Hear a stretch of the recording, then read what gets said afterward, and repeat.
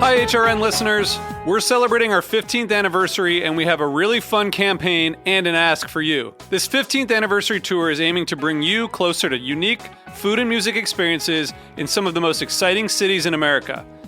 All the while, we're raising funds to support our work empowering the next generation of food systems storytellers through our fellowship programs. Here's how it works. Donate to HRN and be entered into a raffle in the city of your choice to win a dinner for two at a noteworthy restaurant and tickets for two to a concert at a prominent local venue. We have incredible partners in New York, Los Angeles, Philadelphia, Nashville, Las Vegas, Charleston, Asheville, and Ardmore, Pennsylvania, who have donated a meal for two and two tickets to a concert of the winner's choice. And all donations help fund our fellowship programs, where we're helping to build essential workforce readiness skills and food system storytelling skills. Check out heritageradionetwork.org/15 to donate and enter to win today. That's heritageradionetwork.org/15. Thank you. This episode is brought to you by Roberta's, home of Heritage Radio Network for 10 years. Learn more about Roberta's at robertaspizza.com.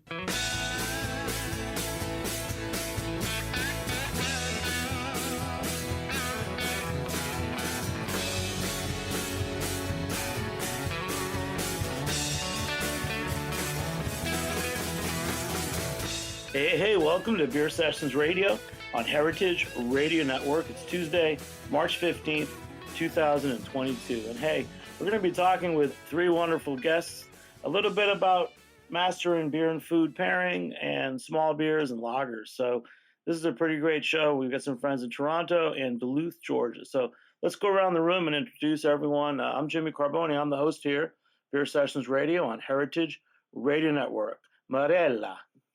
My name is Mirella Amato. I'm a craft beer and sensory specialist, and I'm based in Toronto, Canada. All right. Todd. Hey there, I'm Todd DiMatteo, and I am a partner and the head brewer at Good Word Brewing and Public House in Duluth, Georgia. All right, and Luke. Hello, my name is Luke Bim LaFontaine. I'm the owner brewer of Godspeed Brewery in Toronto, Canada. Wow, this is a special show. It came together. First, we're going to talk about Todd's Little Beer Fest because that's kind of what I was thinking about when we put the show together. Todd, Little Beer Fest. It was big news. Josh Bernstein wrote about small beers and little beers in the New York Times. Just tell us about that event and why you've been doing Little Beer Fest for what is this, the fourth year? No, I wish it was that old. Unfortunately, when we actually wanted to do it, we were unable because of the shutdown. But it was something we had been talking about, my business partner and I, for a few years. Celebrating lagers and small beers. We make a lot of, low ABV beers in general, lagers and English beer specifically. And we wanted to have an event and invite a bunch of people to join us for that. But yeah, last year was the first time we were able to pull it off. And so we did it in downtown Duluth. And it's a really small but quaint little town that we reside in. And we had, I think, 55 brewers last year. The ask is basically we have one pale lager and one beer that's 5.5% ABV or lower of any style. Initially, I wanted it to be one pale lager and one English beer, but we wouldn't have quite as many brewers be able to participate because of those guidelines. But it was a great event. It's funny because even though I think this group probably really appreciates lagers, the general craft beer market is still coming online with those. I think we get into them early on in our high school and college days because of the macro lagers, and then we get away from them because the exploration in beer and all that sort of stuff. But I think most of us come full circle and appreciate really simple and delicious beers, and that's why we started doing Little Beer. That's great, man. It's great. We've had you on a few times, and looking forward to talking with you more tonight. Mr. Luke Beam, my old friend from, I knew you're from Dieu du Ciel. How are you, sir? Good. Nice to be back. Yeah, and then just tell us a little bit about Godspeed, because for some of us it's news. I did see you a couple years ago, and I got to taste a couple of your beers. Godspeed is soon to be 5 years old. So basically what happened is I got back from Japan because I opened a brewery in Japan, like a couple of hours north of Tokyo in 2014. And for X and X reason, I came back. So me and my wife, we jump out of the plane. We stop in Toronto with 6 suitcases and 3 days at the hotel, and I was just ready for my new journey. So I took, it's a true story actually. So I sold my shares back to my partners in Japan, and I took a year off just to do my business plan, try to find a place and find some money. And so I opened in July 2017, so what Godspeed is all about is if there's 2 words to represent Godspeed is refined simplicity, I always say, and I also kind of like brought back the Japanese soul into my business. I was doing at the beginning a lot of Japanese ingredients, beers, and with Japanese food, like we're a full restaurant. And if you go back in time, if you rewind, I'm celebrating 30 years of brewing this year. So it's pretty crazy. Yeah, started brewing in 1991, and if we rewind back at the Budziak times, it's actually 10 years that I'm not at Budziak anymore. Time flies, but we always been big fans of lagers and high drinkability beers. So when I left DDC, this is what I continued doing. My portfolio of my beers in Japan most of them were under 4.5% alcohol, and it's pretty much same thing now here at Godspeed, and really focused on lagers now, and especially Czech lagers, because I've been having a strong connection with the Czech government in the last 3 years. We can talk more about it if you want, but that's where I am today. Luke, tell me in French, how do you say small beers or lagers? Small beers? Do we say? I don't know if literally. I don't know, would say petite bière, but I don't know, maybe Mirella can... bière légère? Bière légère, Ouais. Bière légère, I'd say probably, yeah. And lagers, it's a lager. Lager. That was good. Well, now, Mirella, so you're really the reason we did the show, because of your new course. Just bring us up to speed. I first met you as a master cicerone, and I know you talk a lot about food and beer pairing. I do. And it's occurring to me now. I heard both Luc and Todd mention their company when they introduced themselves, and I'm just the worst self-promoter. So I should probably mention that my company is Beerology. And my work with Beerology, which I founded 15 years ago, has really been all about helping the industry grow and trying to help move it forward, sort of seeing what might be needed or what might be next, and lining that up with my skill set. So in the early days, 15 years ago, when craft beer was a niche interest that only a few of us hardcores were into, that took the form of a lot of public education, staff trainings for bars that were just starting to carry craft beer, that sort of thing. And then later on, I did a lot of work with off flavor training, when there was a large boom in breweries, and just helping brewers make the best beers that they could. And I guess a few years ago now, I looked around and I realized, okay, we're at a stage now where most establishments, if they don't have a few craft beers on tap, they definitely have a few flavorful beers on tap. It's hard to go into an establishment that carries beer and not find, an IPA, for example.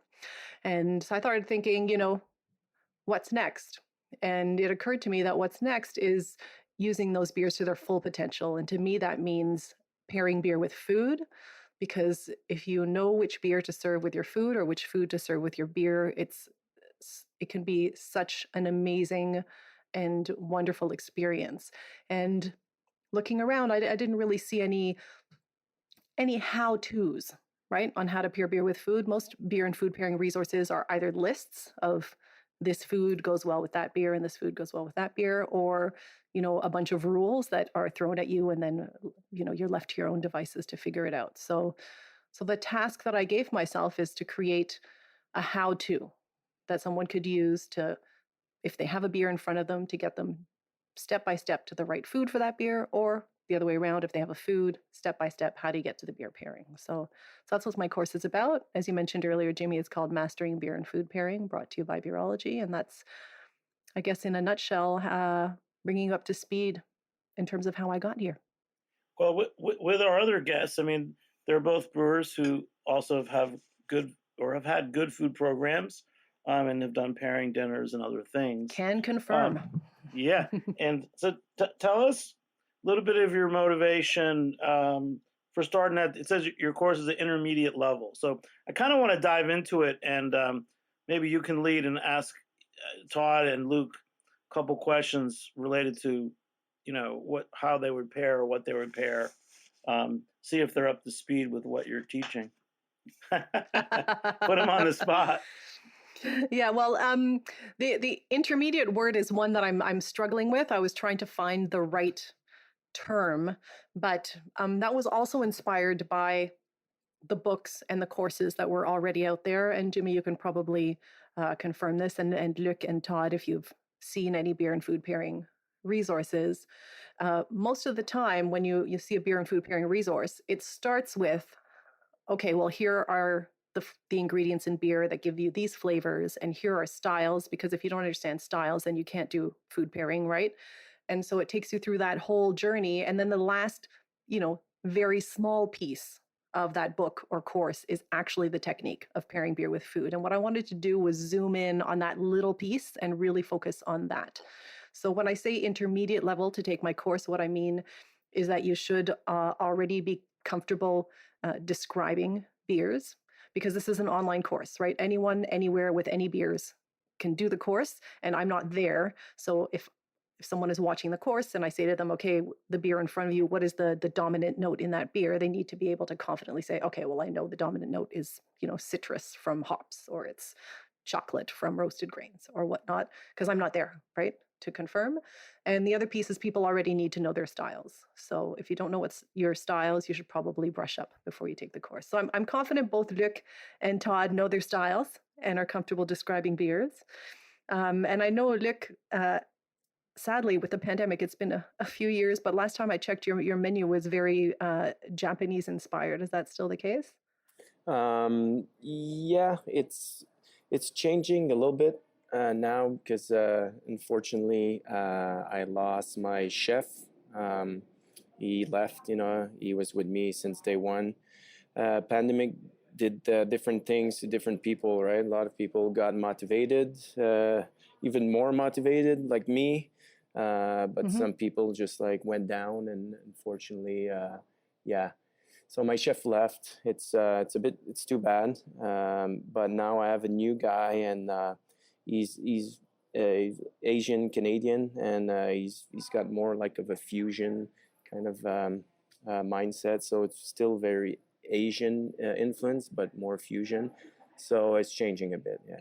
And do you talk to the chef in terms of how the beer will pair with the food when the menu is being designed, or what's that process like for you? Yeah, we're kind of in the process of that. It was kind of very easy with my with my first chef, because we've been working together for 5 years, and every time I brew a beer and it's in fermentation or it's in maturation, I always give him a sip, and so he can kind of visualize and see what's next, what he can cook next to go with some of my beers. Now I've kind of lost that energy a little bit, but it's fairly new, my new chef. So we're slowly working on it, because he's not a beer guy. So it's really tough to find staff these days. It's tough to find a good chef. So one of my criteria was not you need to be a beer drinker and love beer. So we're just working on it now. Yeah. That's fair. You actually said something very interesting, which is that he just gave his chef a taste of the beer. And that's how the chef would determine what the pairing is. And I think that speaks to how most of us pair beer with food. It's a very instinctive process. We just put the beer in our mouth, and there's a computation that happens in the brain that leads us instinctively to the pairing because we've been doing it for so many years. And so, the big journey and the big challenge for me in creating the course was to pick that apart and figure out, okay, when I sip the beer and my brain automatically knows which food, what is the computation that is happening in my brain, and how do I communicate that? I'd actually be very interested, Jimmy or Todd, to find out how you approach your beer and food pairing. Yeah, I'd actually want to, Luke, could you give us an example of one style of beer that you made, and perhaps a really great pairing that your former chef came up with? Yeah, there. I should have took notes before, but let me think. I'd say, yeah, we used to do it's kind of interesting, like a roll cabbage. It was kind of in like a dashi broth. With a little bit of spice in it and a little bit of a fatty broth. So this was doing very well with the yuzu saison, I thought.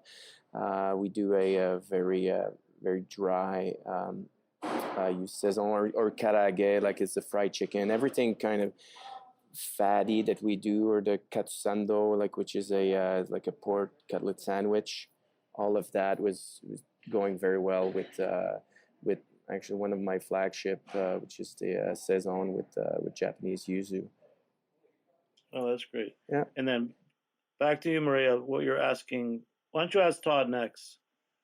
Yeah. I was very curious, Todd, to find out how you approach. Do you do beer and food pairing at all?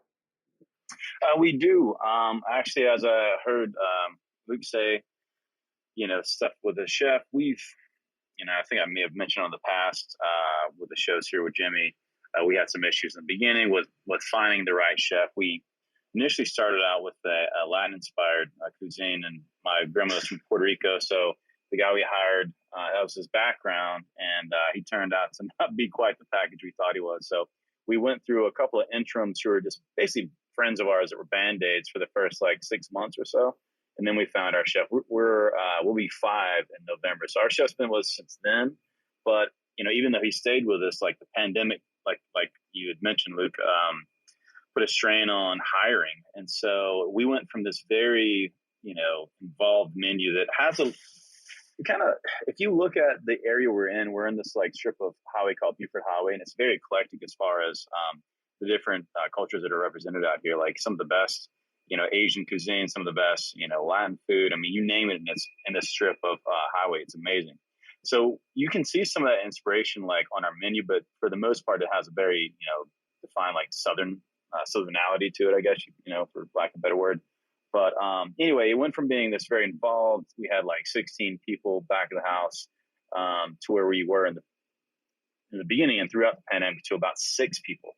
And so I want to say maybe, I don't know, 4 or 5 months ago, our chef came to me and my other partner and was like, listen, man, I love you guys and this is great, but I've got my 3rd kid on the way. I just cannot continue to make food this way with the hands that I have.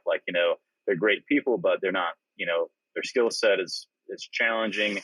And, his time was limited because he's on the line. So we shifted in a big way and we went to a more simple approach to the food. But it's funny you mentioned that, Mirella. We're doing a beer dinner tomorrow. We do one every month. Well, we do one every month until the summer months. We take a little break. But it's 5 courses. We do 1 welcome beer, and then we do 3 beers from Good Word, and then 3 beers from a guest brewery. But that's where you can see the true culinary talent and spirit of our kitchen staff, especially our chefs, our pastry chef, and our head chef, and they're amazing. They're some of my favorite things that we do. I will say too, I checked you guys out online, and very impressed with both you guys. So my business partner is a BJCP judge, and he's third level Cicerone. And so to see that you're a master level, I was like, holy shit! Like, he's good. I can only imagine how incredible it is to have your feedback, because I feel like he kind of is behind the scenes a lot, and I'm the one that, like, obviously does the podcast, and I go and you brew the beer, so you get to be the face a little bit. But he has helped make the beer better in such a great way by tasting, evaluating, and all that sort of stuff. So I can only imagine having somebody like you in my corner to make things better. So very impressed and glad to be here. And huge fan also of Due Distill. I worked at a place called Brickstore Pub for about 12 years. And I remember when we started getting some of that stuff in, it was fucking incredible. So anyway, I don't know if I answered your question or not, but well, Todd, quick, what's on your menu tomorrow? You got 3 beers and 3 beers. I took my phone off airplane mode, against the rules here, but I messaged my chef. He just said goodbye while I was on mute, and he didn't hit me back. So I'll be honest with you, I'm not sure. I basically said, hey, pick whatever beers you want to use from us and everything. I do a little bit of the pairing from my days back at being at Brickstore, and I definitely love to do it, but I'm not as involved in that part of it. I'm like, my work's been well laid out, usually about 3 to 8 weeks beforehand, so it's kind of easy breezy for me. I just talk through all the beers, and he talks through all the food. And Todd, so you're gonna, if he texts you by the end of this recording, you're gonna tell us what the menu is. But Mirella, one thing I want to talk about. Both these guys are talking about beer dinners and pairings, and just give us the intermediate intro to setting up a beer dinner. Because I remember, like, I don't know, 15, 20 years ago, I used to go into some 3rd and 4th grade classrooms with a program, and we were just talking about taste, and it was like the basics of just food taste. It was like salt and sweet and bitter and something else, and then couple years in, they added umami. So, what are how do you break down this talking about beer pairings and food? And there are a number of pieces, of course, and the number one piece is somewhat what you alluded to, of course, because when you're pairing beer with food, it's about finding traits in the beer that'll work well with the food. And so the first thing you need to know is how to break down the traits in the beer, in the food. So key things to look for sure are taste, which is what you were talking about, Jimmy. So sweet, sour, bitter, umami, and how those interact. Because when you have something that tastes one way and then you have something that tastes another way, it's going to impact the flavor of the second thing. A classic example is like when you brush your teeth and you try to have orange juice afterwards, right? That orange juice is not going to taste the same. So those are taste interactions. We also look for flavors, or another great example of a taste interaction Luc mentioned earlier with his cabbage roll. He uses and he emphasized that the sauce was fatty, and fat plays very well with beer, and it offsets that carbonation in a really lovely way. There's a lovely interplay there, so that would be another great example. Then we look at, and this is because I've been just on a project that has taken me in a wine direction for the past few months. And I have realized that a big secret weapon that beer has when pairing with food, which is why it's easy for it to be instinctive, is that a lot of the flavors in beer also exist in food.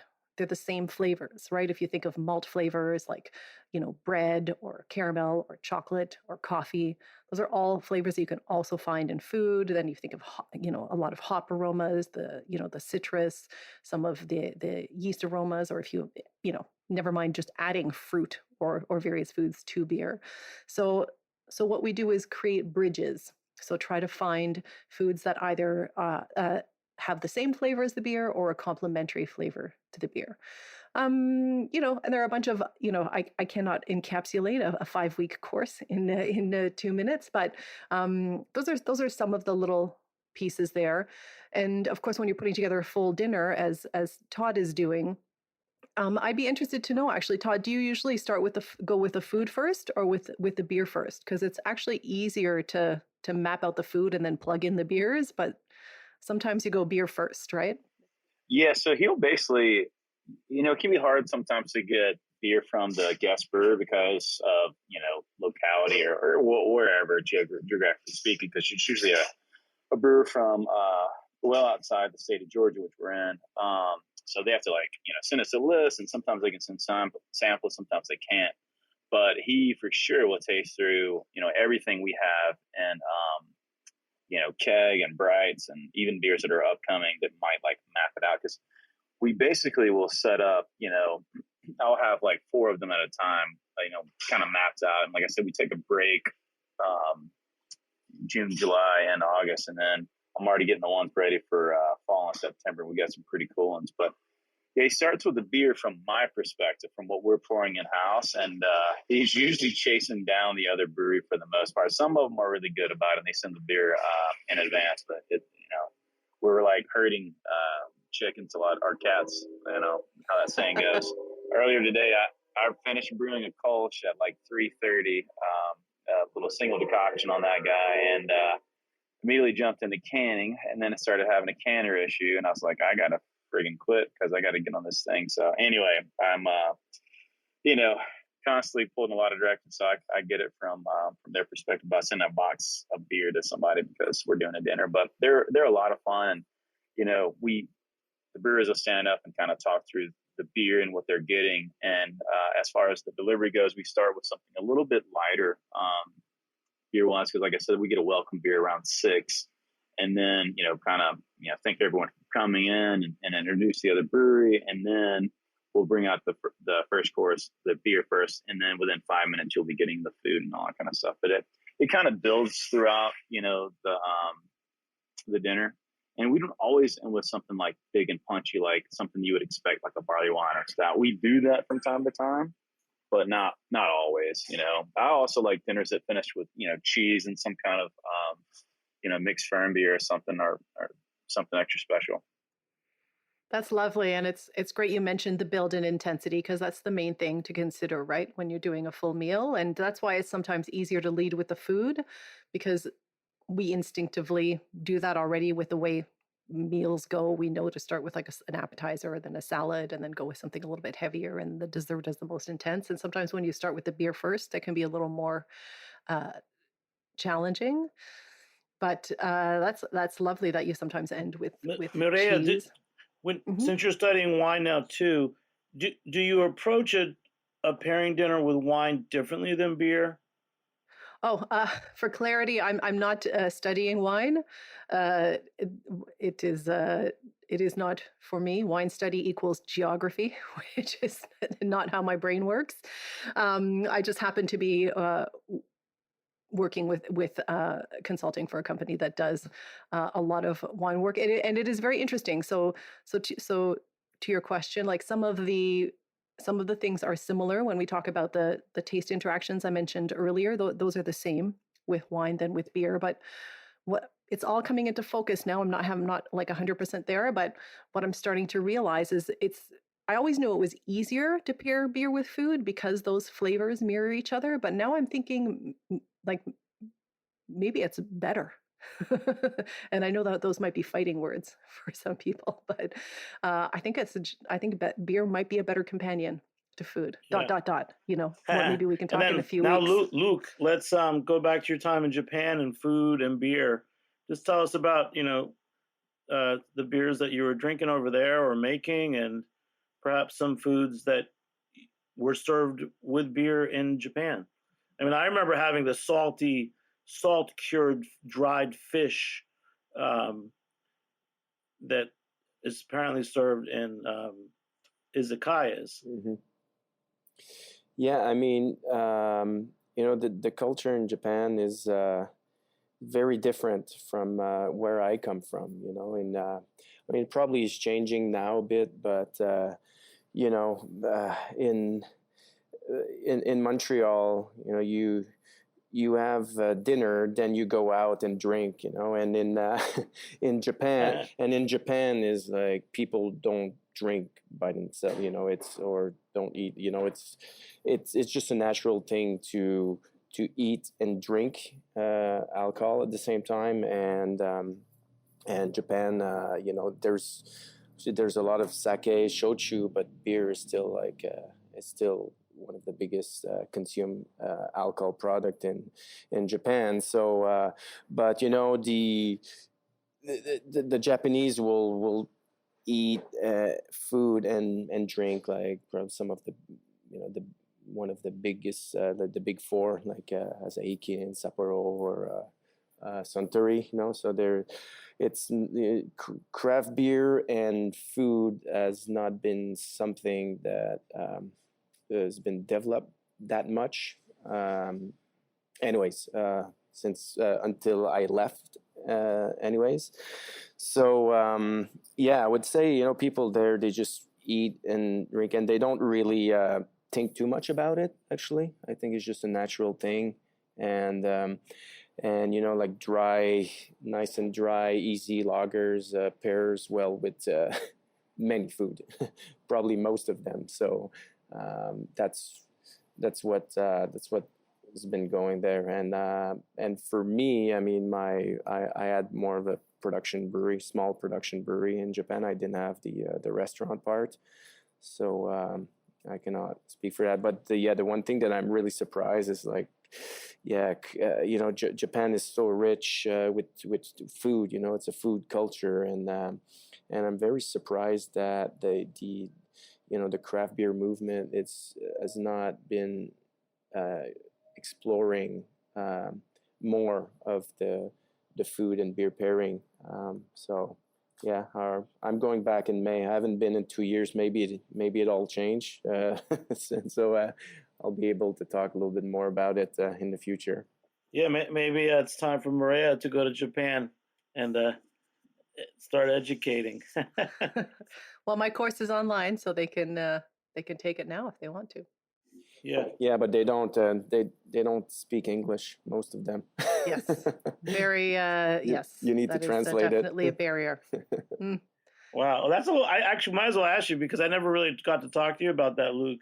How was it working there for you, and what beers were you making in Japan? I mean, it's it is very interesting.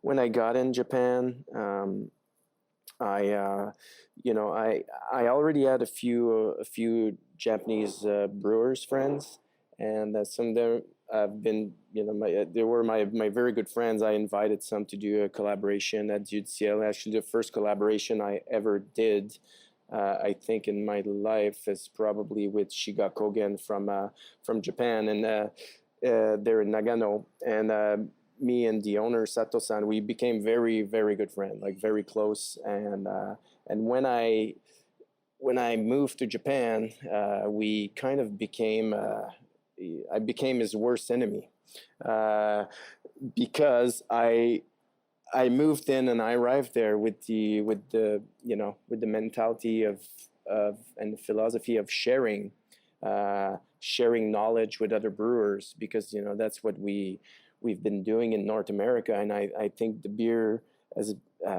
this is one of the reasons why beer is improving. When you talk with each other, you collaborate and you help each other out.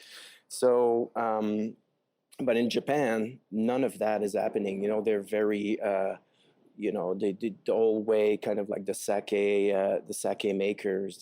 They have all their secrets and they don't share nothing with anybody.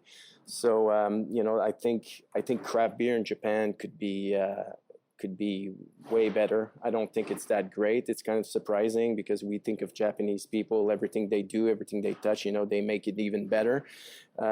It's not true with Japan. So anyways, so just that's what's happening on the craft beer side in there. And for me, for my brewery there, what I did basically is I continued doing a little bit of what I started doing at Budziak. So I was making a line of Japanese ingredient beers, and I continued that in Japan. And to my big surprise, the Japanese brewers, they have all these beautiful ingredients to play with, but nobody kind of thought about it. So for me, I just had fun. Playing with a lot of different ingredients, and I love smoked beers, so I build my own smoker, and I smoke the malt with with smoked fish and some Japanese trees and stuff like that, and mostly low ABV because the Japanese are not that tolerant to alcohol, so I wanted to do something a little lighter and something that I like too, because I'm more of a light beer drinker. Yeah, and let's go, Maria. Does it matter like the strength of the beers for your pairing? It is a factor, but there is a beer for every food and a food for every beer. So it's just a question of understanding the strategy.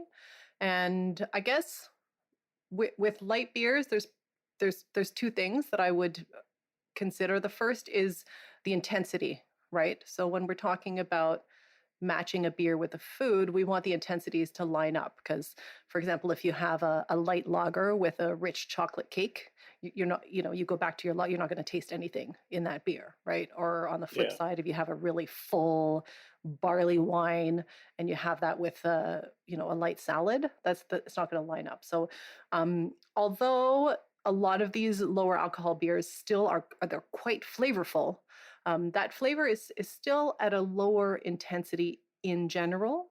So the food that you're going to match it with is going to be less intense, but just intense in the intensity of the flavor. So, for example, you might want to reach for a falafel or a quesadilla instead of a burger, right? Or another thing that I like to do, and certainly both Luc and Todd sort of alluded to cuisines that do this, is go for foods where there is like a rice or noodle or something that has a very neutral flavor and sort of dilutes the overall intensity of the dish. So, something like a risotto or a ramen, or, polenta or grits, like a shrimp and grits or something, or dumplings. I just did a pairing with a session saison and dumplings that was delightful. So you're just looking, or, if you're a meat eater, just more lightly flavored meats, or even, beans are even better. So that would be the first thing. And I guess the second thing to really look out for would be specifically light hoppy beers. Because and when I say hoppy, I mean beers that are high in bitterness, not necessarily in hop aroma. Hop aroma is fine, but the issue with these lighter beers that are bitter is that So you like have less hoppy lagers. Something like a light pilsner, or even like a session IPA, something like that. Because with those beers, just by the nature of how you brew these lighter beers, there's often less malt and a bit less body to offset that bitterness. So you want to avoid foods that are going to really aggravate that bitterness. So you want to avoid anything that's very salty. You want to avoid anything that's very high in umami or very sweet. And you definitely want to avoid spicy food. A very spicy food with a light hoppy beer is just going to annihilate that beer and aggravate that bitterness. So you can still use a light beer. You just want to find a more malt forward one. Great. Hey, let's just take a break and ask. Well, first we'll take a short break. We'll be back in a few minutes on Beer Sessions Radio. All right.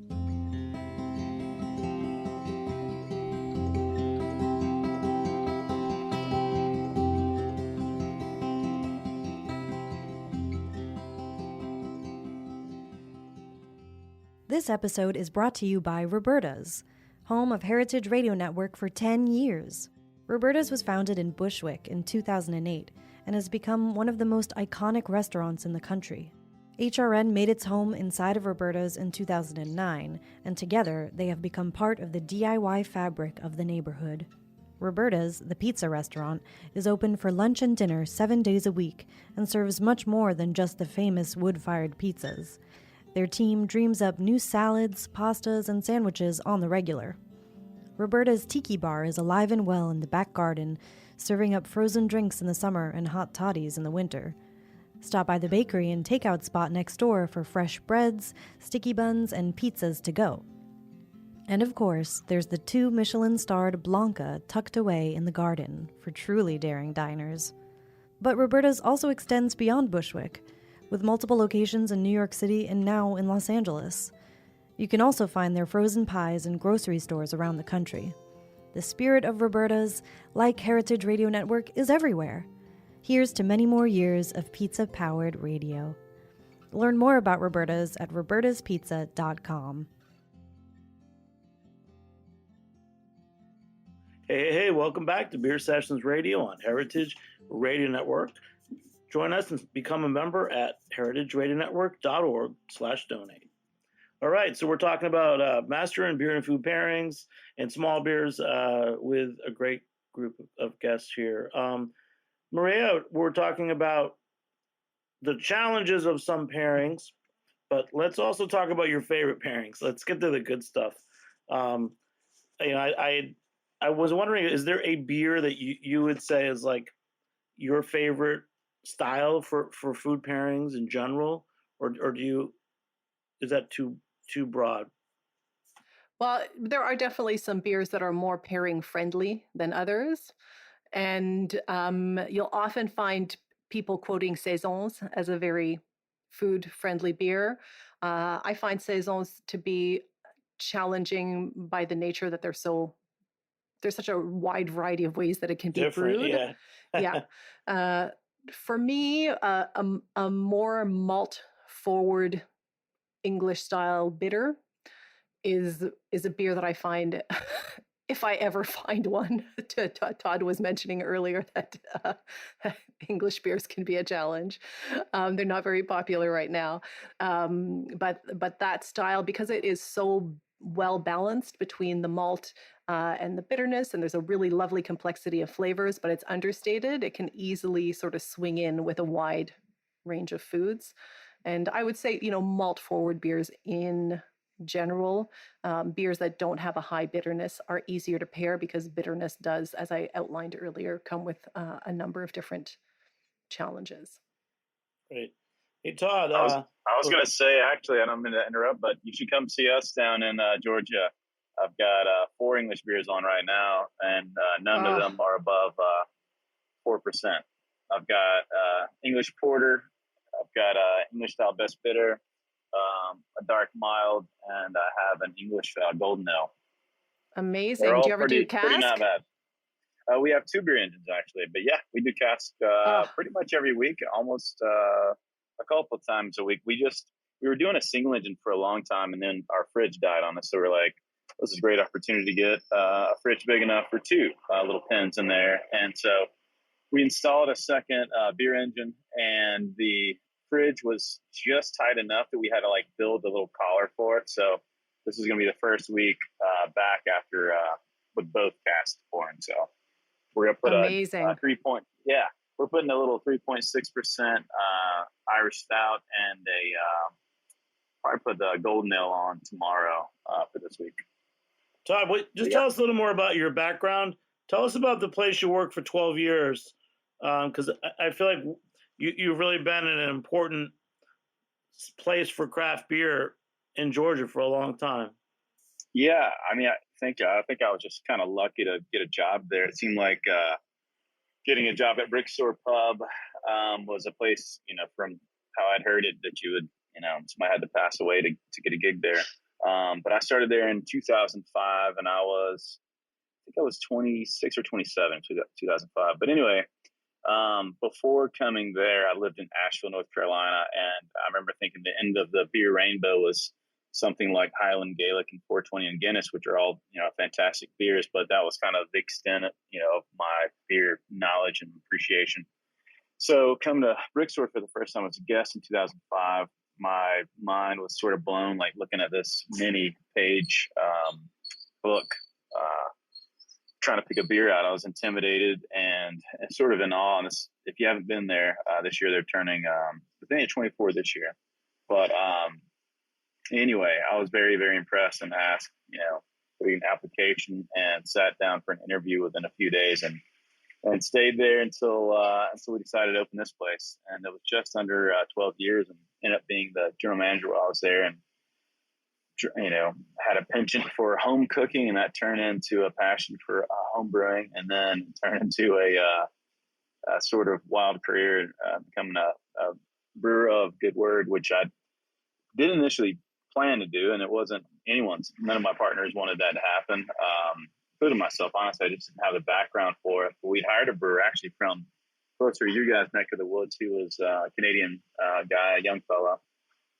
But he came down, and he was here for about 3.5 months before he opened, and then about 2.5 months while we were open. And, I guess got homesick and absconded, and left me to try to figure out how to take my homebrewing skills to, brew pub setting while helping my business partner manage the front of the house. So I did that for 6 months.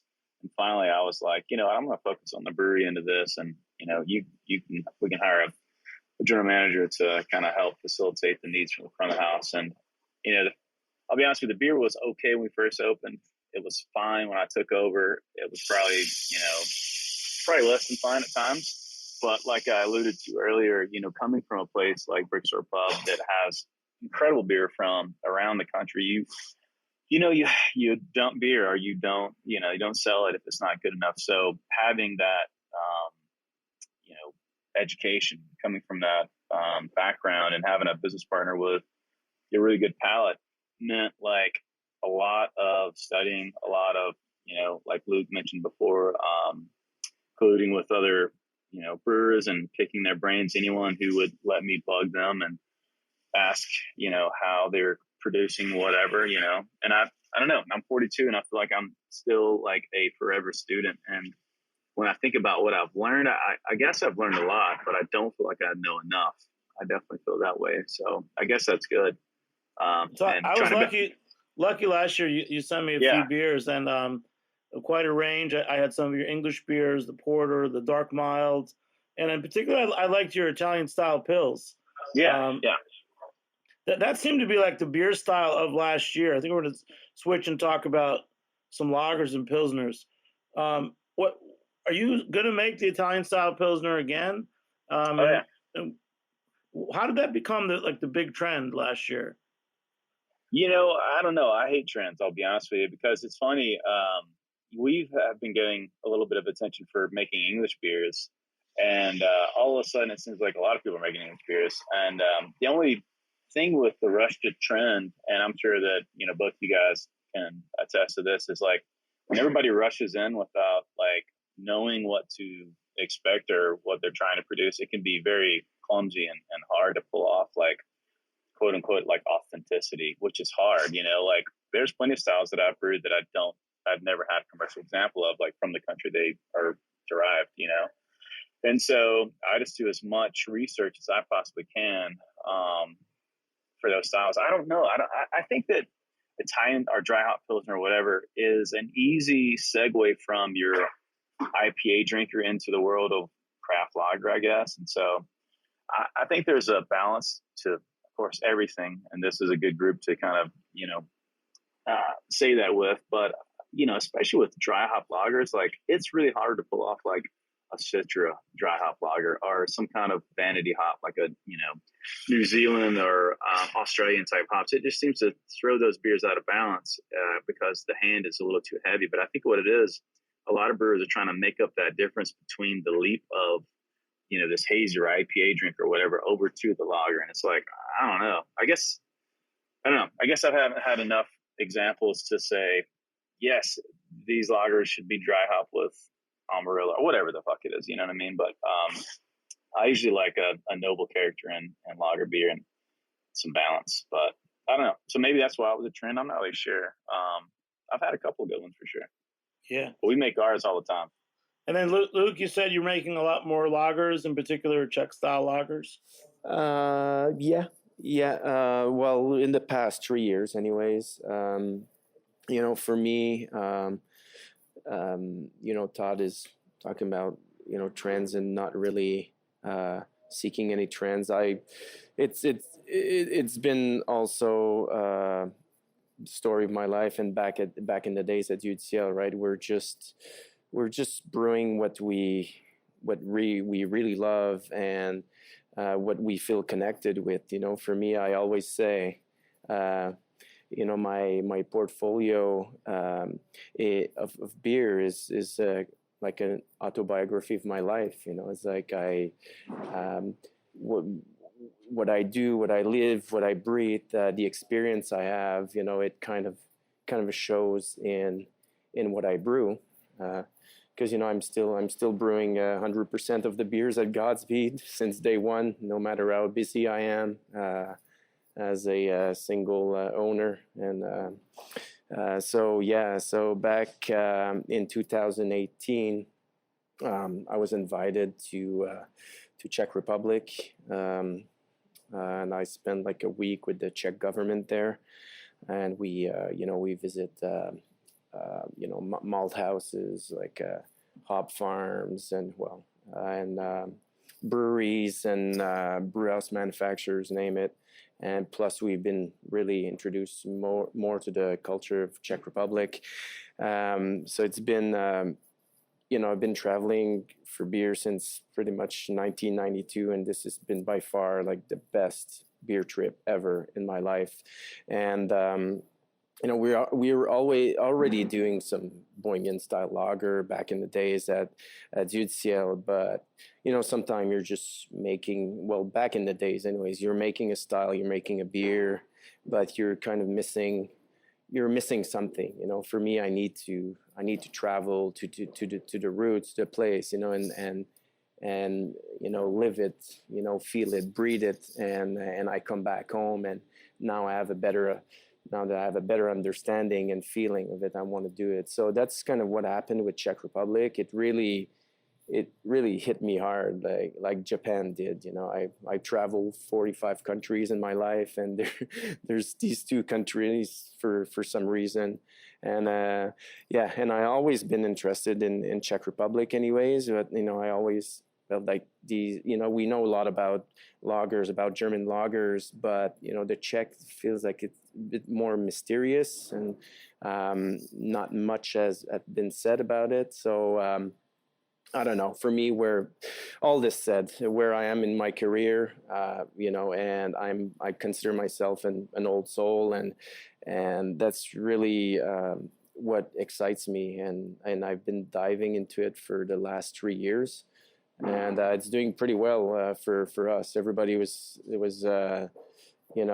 saying, looking at Godspeed doing all these Czech beers, and and I'm using the proper name of the style, and which people cannot even pronounce. And people say, yeah, man, this guy's crazy with his smoked lagers and his Czech lagers. And you know what? Like now it's becoming a trend, I think. I always know with your beers, once you start drinking them, it's hard to drink something else.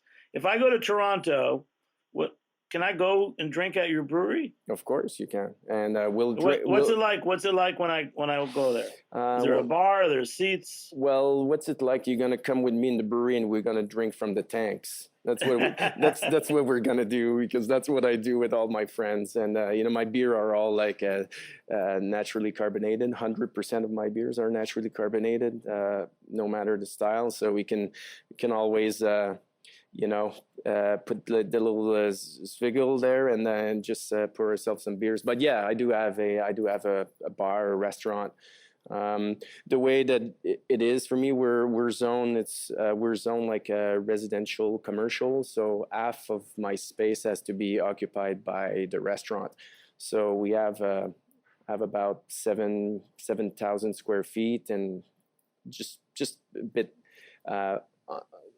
Under maybe 3,500 is the restaurant. So it's kind of big space. Yeah, it's gorgeous, Jimmy. Just so you know, I've only managed to get there once because it's not very close to my house, but it is just a beautiful establishment with a lovely, very curated, welcoming, warm atmosphere.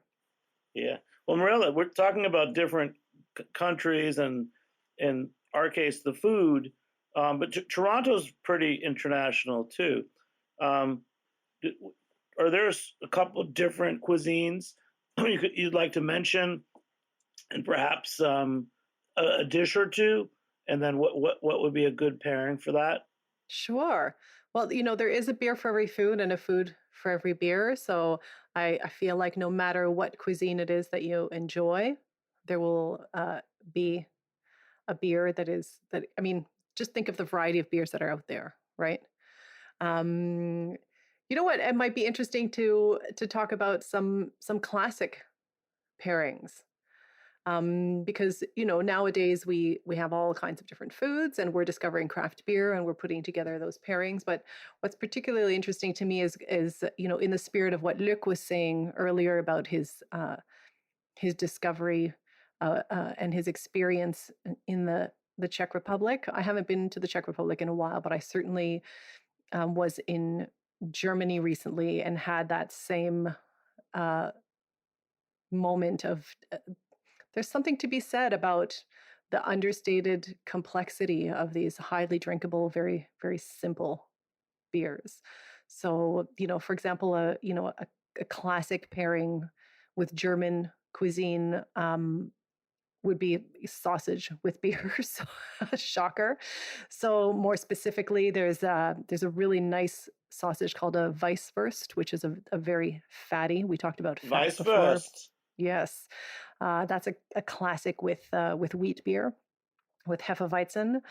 Also, just as you get more intense with the flavors, like a roasted duck or something like that would be great with an Oktoberfest lager. The minute you get a richer food, you need a beer with a little bit more alcohol and just a little bit more cutting ability.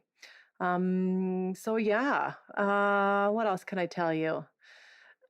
One that's on my to-do list is Flanders red ales are traditionally consumed with fresh brown shrimp. And that sounds super exciting to me. I just love the idea of that combination. And then I have they had it with shrimp, which is great. cooked Yes. or Yes. cooked shrimp? Yes. And how do they Uh, cook them?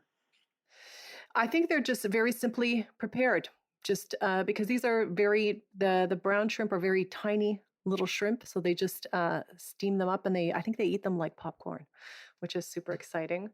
But for myself, I will tell you my favorite pandemic uh, pairing that I've just been uh, obsessing over and having because the past couple of years, I know we said we weren't going to talk about the pandemic, so maybe I won't, but comfort food has been a big part of my life, let's say, in the past little while. And for me, comfort food equals pizza. So Okay. I've been really enjoying a 4-cheese pizza, which is just a simple tomato sauce pizza with mozzarella, parmesan, and a sharp cheddar and a blue cheese. So this isn't, Ooh, uh, a the tentative quattro pizza.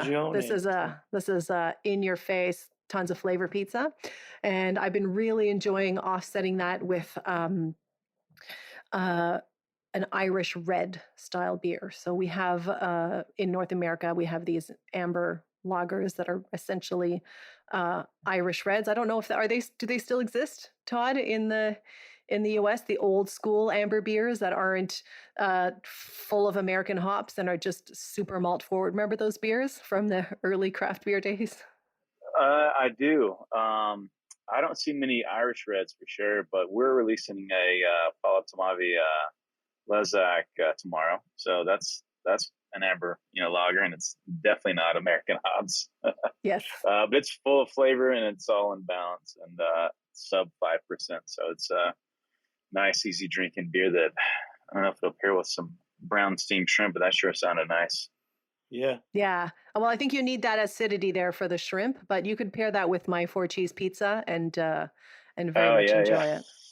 That sounds good. It. I'm gonna jump. We're gonna close out soon. I want to say a couple of my favorite pairings, which are very broad. So I don't know. Years ago, one of my first pairing challenges with a customer was, what do you want to pair with this really great Alaskan wild salmon?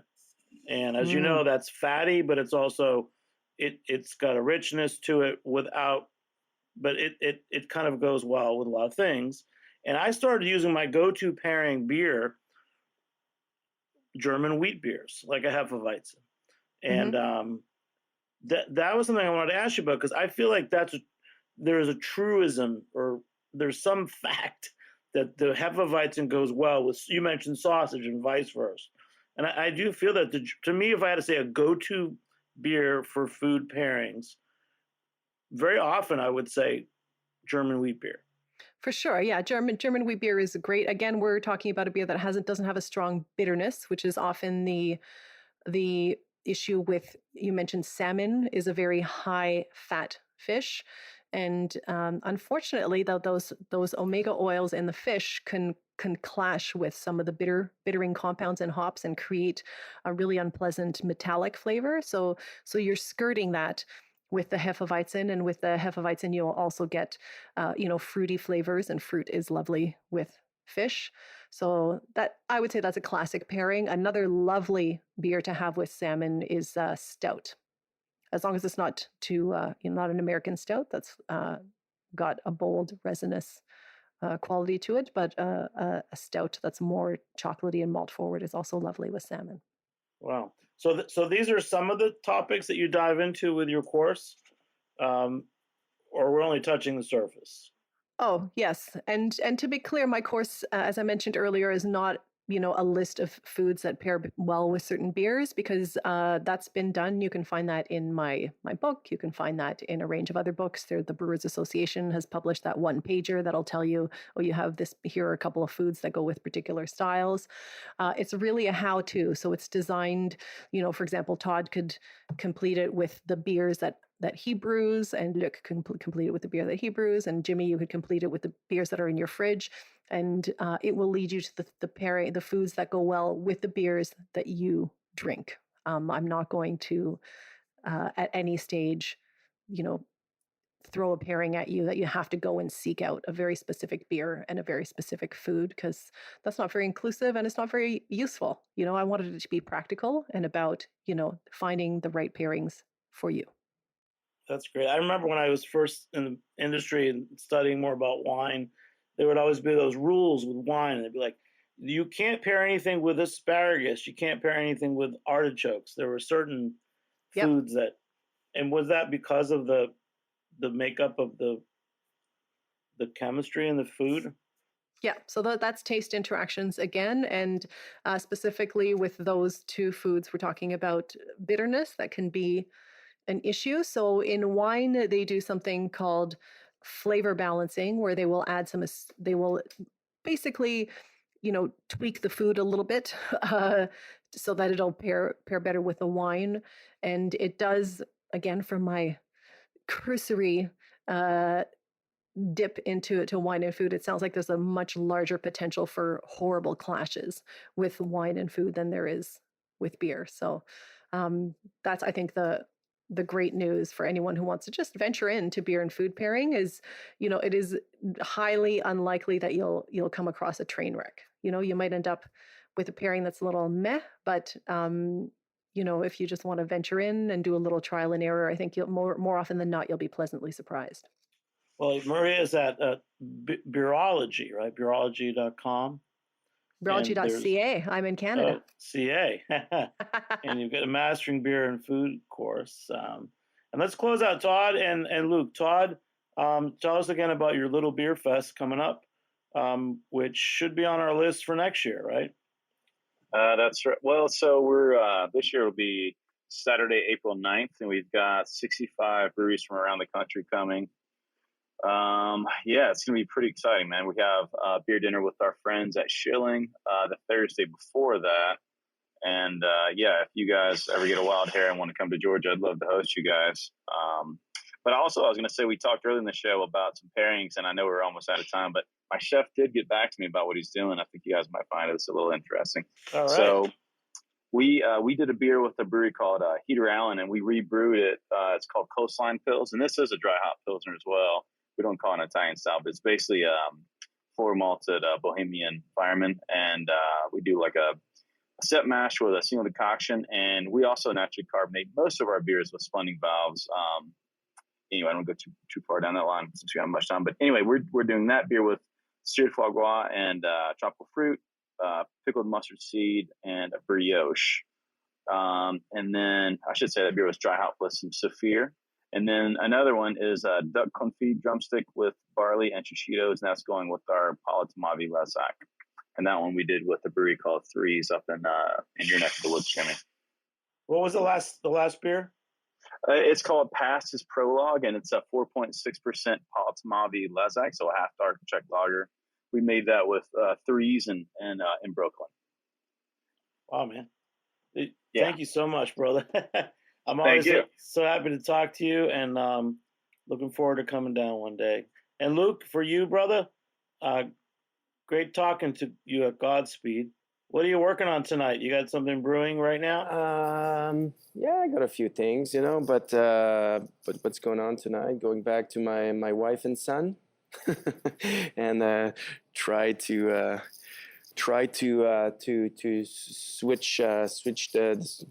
switch off, but it's impossible. But yeah, try to take some family time, try to create the balance with my brewing life and the family. And that's about it. A lot of interesting projects going on this year. You'll hear about it definitely. It's pretty awesome. I'm not opening my mouth too much. And one other thing, I start exporting again to the United States. So maybe it would be nice to say a little bit. So you can say, yeah, I started in December with this new importer because we know, unfortunately, the Shelton brothers are not anymore. So I'm working with a company called Van Boden, and they're a wine importer, specifically German wines, and they fell in love with Godspeed, so they have one brewery in their portfolio. So looks like it's working very well. In New York City and Chicago only for now.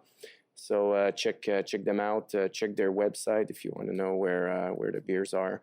And I want to say hi to Bob at BR because I know they're probably listening to this. Shelton Brothers. Oh, yeah. You guys are so great, man. Thank you. And then, Maria, last time, give a plug for your course one more time. For sure. It's called Mastering Beer and Food Pairing, brought to you by Beerology, and you can find it at beerology.thinkific.com. And it's more than pairing for dummies, right? Absolutely. Yes. Yeah. Okay. It'll teach you how to find the right beer for your food. All right. I'm considering taking it. I think it's time to up my my food pairing savvy. Since I've been talking about, I had two that I loved. One was from one of Garrett Oliver's early books. It stuck. It was the blue cheese Stilton with a barley wine, and that was kind of like a go-to pairing. Oh yeah. And then my Alaskan wild salmon with a Hefeweizen. Seems like those are the only two pairings that I can ever remember. So, the Garrett Oliver book, The Brewmaster's Table, is a classic. I think we've all read it, and it's certainly a great place to find inspiration. Yes, and that's a good starting point too, right? For sure. Yeah. Yes. All right. Well, thanks so much, Mirella, Luke, and Todd for joining me here on Heritage Radio Network. Thanks to our engineer Armin and producing intern Alex. I'm Jimmy Carboni. I'm the host. We'll catch you next time on Beer Sessions Radio. All right. Woo. Cool. Beer Sessions Radio is powered by Simplecast. Thanks for listening to Heritage Radio Network, food radio supported by you. For our freshest content, subscribe to our newsletter. Enter your email at the bottom of our website, heritageradionetwork.org. Connect with us on Instagram and Twitter at heritage_radio. You can also find us at facebook.com/Heritage Radio Network. Heritage Radio Network is a nonprofit organization driving conversations to make the world a better, fairer, more delicious place. And we couldn't do it without support from listeners like you. Want to be part of the food world's most innovative community? Subscribe to the shows you like. Tell your friends, and please join the HRN family by becoming a member. Just click on the beating heart at the top right of our homepage. Thanks for listening.